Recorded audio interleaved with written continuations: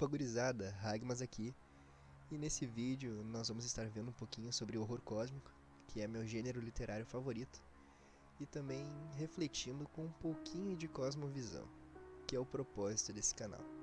Então já se prepara, fica de boa, pega uma coquinha gelada, um fone de ouvido para uma melhor experiência, e bora lá. Horror cósmico, um gênero literário que cativa e nos faz refletir a respeito de quão pequenos somos. Particularmente, é meu estilo de terror favorito. Seja em livros, jogos, RPGs de mesa e até mesmo artisticamente. Quem que não acha bacana esse monte de caos e coisa arata? É um modelo de horror criado ao longo do tempo e fundamentado em diversos alicerces. Teve sua concepção de maneira gradual, começando lá pelo século XIX, com algumas influências que culminaram na mitologia mais famosa do gênero. Essas influências vêm de Edgar Allan Poe, Robert Chambers, Algernon Blackwood e Arthur Machen. Seus contos inspiraram a mente criativa do dito pai do horror cósmico. Esse vocês conhecem muito bem. Caso não, vos apresento Howard Phillips Lovecraft, ou HP para os mais chegados. Uma rápida biografia de Lovecraft nos leva até Providence, em Rhode Island, onde o escritor nasce e vive grande parte de sua vida. A partir da década de 1920, Howard foi apresentado às revistas Pulp Weird Tales, onde ele se interessou pelo gênero, e por volta de 1926, seus mais famosos contos foram publicados. Com isso em mente, podemos nos aprofundar na mitologia e nos conceitos mais densos do que seria o horror cósmico, e por que ele é tão cativante. A filosofia principal é o cosmicismo, que por sua vez se apoia fortemente no niilismo e produz algo como um niilismo interdimensional, para aqueles que gostam de nerdolizar as coisas. Essa filosofia foi majoritariamente desenvolvida pelo Lovecraft e compreende que nós, seres humanos, somos completamente insignificantes e sem propósito diante de toda a vastidão do cosmos. Nós não possuímos papel na engrenagem universal. Nossos sonhos, vontades e projeções são irrelevantes na percepção da maré que rege a existência. Em palavras mais simples, nós somos nada diante de um tudo. No entanto, esse tudo é inteiramente transcendental e inatingível. A grandeza universal é completamente intocável pela mente humana. O simples contato do pensamento do homem com o conhecimento ancestral e desconhecido pode, e com certeza vai, o enlouquecer. Tudo isso gera um sentimento de impotência, de inabilidade, diante de algo tão maior que a existência. Esse sentimento, por sua vez, gera medo. Medo de não compreender o que está além de nós. Medo de não sermos aquilo que pensamos ser. Medo de não estar no controle. Medo do desconhecido. Além de toda a vastidão do universo, os mitos Lovecraftianos, como são chamados, nos apresentam seres cósmicos ainda mais impressionantes e também amplamente conhecidos pela cultura pop, os Grandes Antigos, ou no original Great Old Ones. Cthulhu, Nyarlathotep, Yog-Sothoth, Shub-Niggurath e Azathoth são os mais famosos. Mas existem infinidades de outros seres e também várias representações desse tipo de criatura ao longo de diversas mídias. Os Grandes Antigos seriam de fato os deuses dessa realidade. São conceitos sencientes que habitam a infinitude cósmica e que na grande maioria agem com indiferença aos homens. Tal indiferença pode produzir bem ou mal, na visão humana, claro. Para os antigos, eles não estão presos em conceitos fugazes e pretos no branco, como bem ou mal. As formas dos antigos são incompreensíveis, como tudo referente a esse tipo de mitologia. São completamente aversas ao olhar e entendimento humano. Uma simples contemplação de seu ser destrói a frágil mente humana e seus pensamentos de caos criam e destroem realidades inteiras. De toda essa abstração e incompreensão vem a frase mais famosa atribuída ao escritor. A emoção mais antiga e mais forte da humanidade é o medo. E o mais antigo e mais forte de todos os medos é o medo do desconhecido. Afinal, se temos medo, muitas vezes, de coisas que são mínimas e banais, como insetos e ratos, como não teríamos medo do infinito? Isso até se traduz em realidades mais pessoais, como a nictofobia ou talassofobia, já que é impossível de saber o que há no escuro ou no fundo do mar. Logo, quão inatingível seria ter o conhecimento do que verdadeiramente habita e rege a grande canção universal da realidade. Indo além, o que dizer dos pensamentos de seres tão inescrutáveis? Obras como Bloodborne, maravilhoso jogo da From Software, lindo, nossa, preciso de Bloodborne para PC, urgentemente. Eles mostram que os homens que buscam tal conhecimento necessitam de anos e anos de aproximação e estudos dessas entidades, somente para poder enxergá-las, mas sempre com o preço da loucura. Sistemas de RPG de mesa como Tormenta, que inclusive é brasileiro, trabalha com essa realidade como algo que consome e corrompe tudo aquilo que é natural. Consome com a irrealidade da tempestade vermelha que dá nome ao jogo. Diante disso tudo, de seres intransponíveis, da pequenez e incapacidade humana, e da ordem cósmica ser rigidamente moldada por seres transcendentes e indiferentes, eu te faço as mesmas perguntas que um judeu idoso, lá do primeiro século, escreveu em uma carta velha. Porque quem compreendeu o intento do Senhor? Ou quem foi seu conselheiro? Quem lhe deu primeiro, para que ele possa ser recompensado? Porque dele e por ele, e para ele, são todas as coisas. Glória, pois, a ele eternamente. Partindo para o cristianismo, ele nos apresenta a pessoa de Deus. E como somos de um país majoritariamente cristão, esse termo é muito bem conhecido por nós. Sempre dizemos, ah, meu Deus, ah, meu Senhor. Ou será que não é tão conhecido? Ou, na verdade, o Deus cristão é algo muito mais distante, maior, incompreensível, alguém que se deve ter medo. Medo não de suas punições ou do inferno, mas da pessoa divina de Deus em si. Ao longo da narrativa cristã, em seus dois testamentos nós possuímos diversas passagens onde o ser divino se manifesta em formas incompreensíveis, em formas que a humanidade não pode literalizar, apenas interpretar e abstrair sua forma. Exemplos disso se mostram quando o próprio Moisés é chamado para sua missão.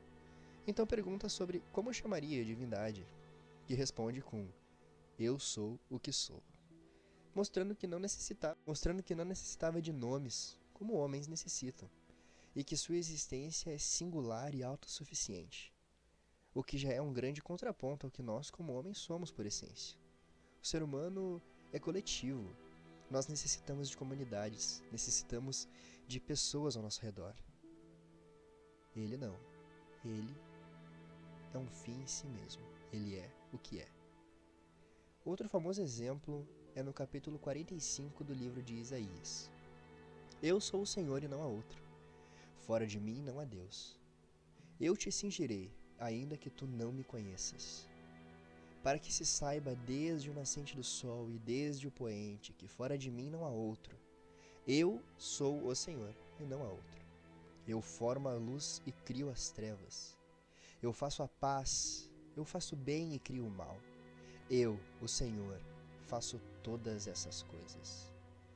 Neste breve trecho profético, Deus enfatiza a sua soberania. Ele nos mostra que todos os conceitos de existência foram estabelecidos por ele. Até mesmo o mal, o que é um verso bem polêmico. Contudo, o trecho que mais me chama a atenção, dentro de todo esse contexto de cosmicismo, é de fato o diálogo divino com Jó em seu sofrimento. Nos capítulos que levam o seu em Jó, com Jó em seu sofrimento. Fala de novo. Tá, beleza. Dentro desse contexto de cosmicismo é com certeza o diálogo divino com Jó em seu sofrimento. nos capítulos 38 a 42 do livro que leva o seu nome. Depois disto, o Senhor respondeu a Jó de um redemoinho e disse: Quem é este que escurece o conselho com palavras sem conhecimento? Agora cinge os teus lombos como homem, e perguntar-te-ei, e tu responde-me. Onde estavas tu quando eu fundava a terra? Faze-mo saber se tens inteligência.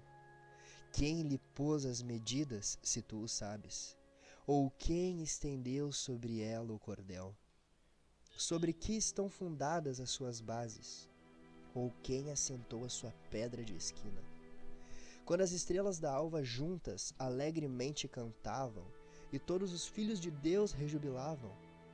Ou quem encerrou o mar com portas quando transbordou e saiu da madre? Quando eu pus as nuvens por sua vestidura e a escuridão por envolvedouro? Quando passei sobre ele o meu decreto, e lhe pus as portas e ferrolhos? E disse, até aqui virás, e não mais adiante, e aqui se quebrarão as tuas ondas empoladas. Ou desde os teus dias deste ordem à madrugada, ou mostraste à alva o seu lugar, para que agarrasse nas extremidades da terra e os ímpios fossem sacudidos dela? Tudo se modela como o barro sob o selo e se põe como vestes. E dos ímpios se desvia sua luz e o braço altivo se quebranta. Ou entraste tu até as origens do mar, ou passaste no mais profundo do abismo? Ou descobriram-se-te as portas da morte, ou viste as portas da sombra da morte? Ou com o teu entendimento chegaste às larguras da terra? Faze-mo saber se sabes tudo isto.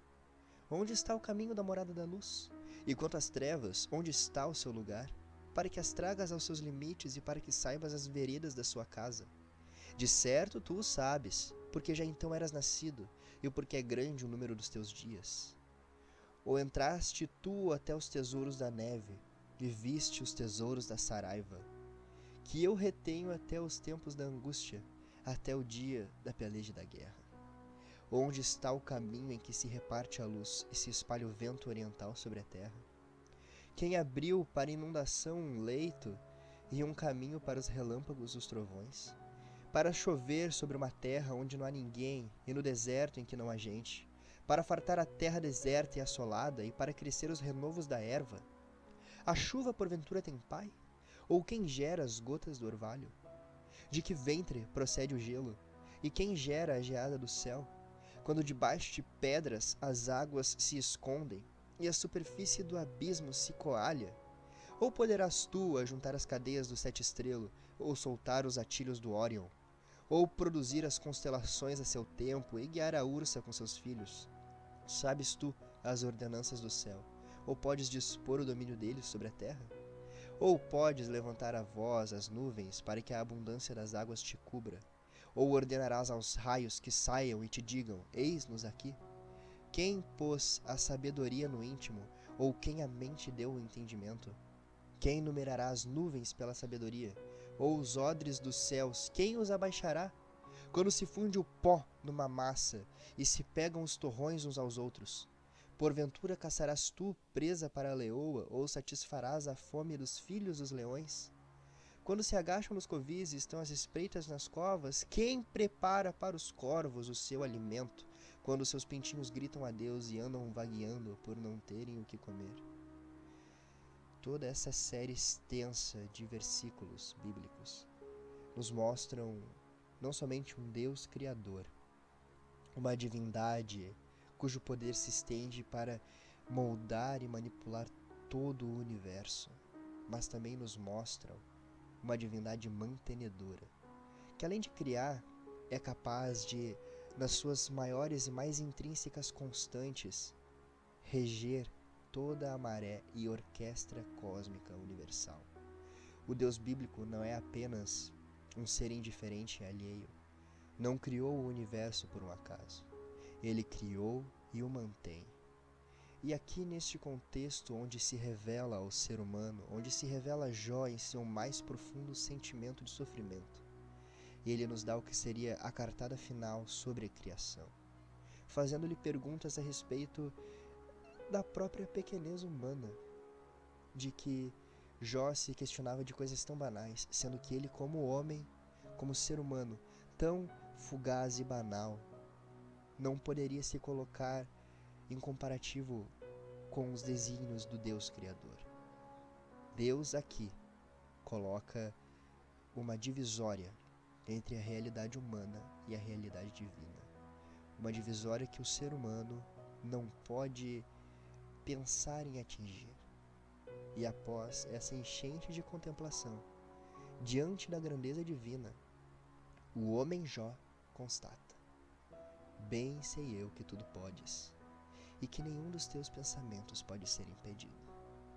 Analisando todo esse diálogo, as afirmações divinas e a resolução do homem, nós podemos compreender que a glória transcende todo tipo de pensamento. O eu sou, ele é o Criador, ele é o mantenedor. Os fios da realidade, as regras e leis universais são tecidas por aquele que se apresentou em diálogo a um homem em sofrimento. A incapacidade e pequenez humana é reconhecida por Jó, que se retira na conclusão de que o Criador tudo pode. Ele é onipotente, é onipresente e onisciente. Os deuses antigos da mitologia Lovecraftiana são os responsáveis por manterem o caos e a ordem primordial. No entanto, dividem-se em função, enquanto aquele que se nomeia como Eu Sou governa tudo e todos com pessoalidade. Sua forma não pode ser vista, não pode ser contemplada. O seu fulgor e a sua ira são verdadeiramente santos, e este é o atributo que o faz ser incompreensível. Sua santidade distorce a fraca mente material, que ao presenciar uma pequena fagulha, só possui uma única resposta: ai de mim que vou perecendo, pois sou um homem de lábios impuros, e habito no meio de um povo de lábios impuros. Os meus olhos viram o Rei, o Senhor dos Exércitos.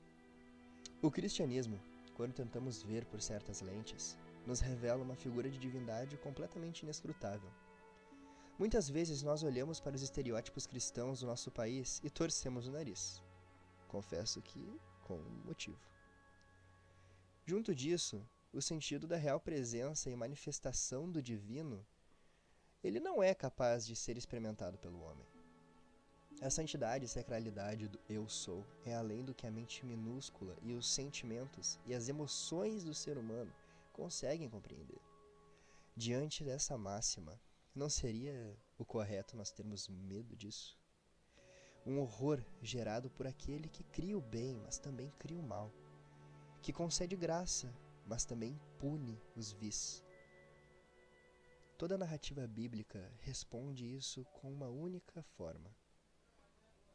Sim, temer. Sim, ter medo.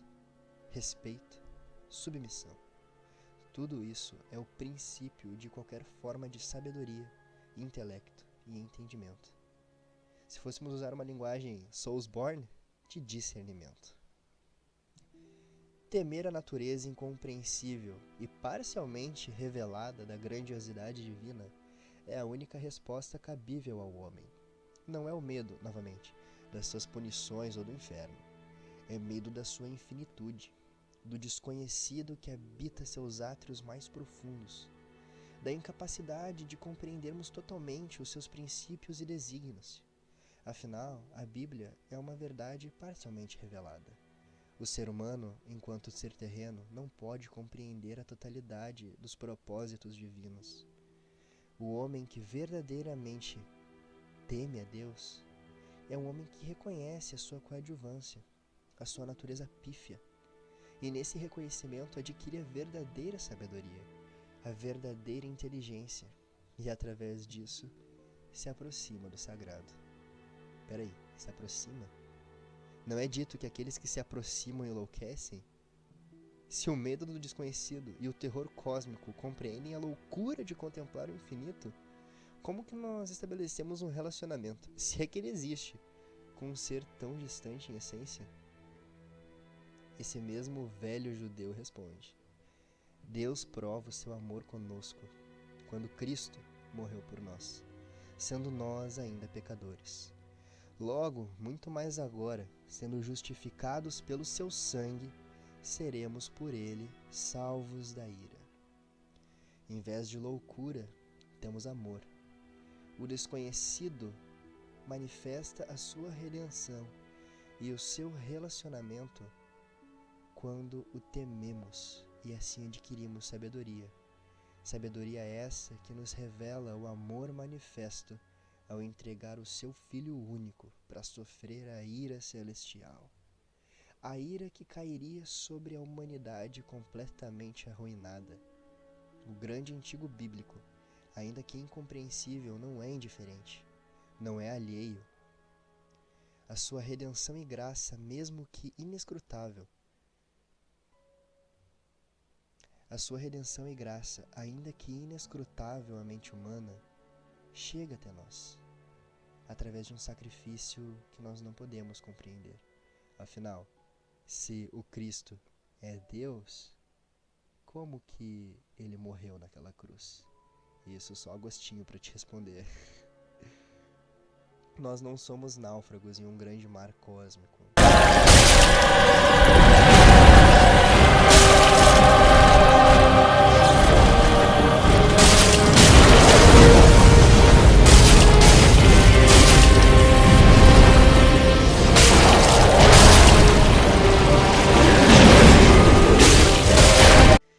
Se tu curtiu, achou bacana e acabou refletindo com alguma coisa desse vídeo, eu te convido a deixar o teu like, a se inscrever, comentar, enviar para os teus amigos e também discutir aí no espaço de comentários sobre o que vocês pensam sobre o tema do vídeo, quais temas vocês vão querer futuramente e sempre vamos contribuir para um cenário de cultura e cosmovisão cada vez mais profundo, cada vez mais maduro. Um abraço. Fiquem com Deus, Deus vos abençoe e até a próxima. Fui!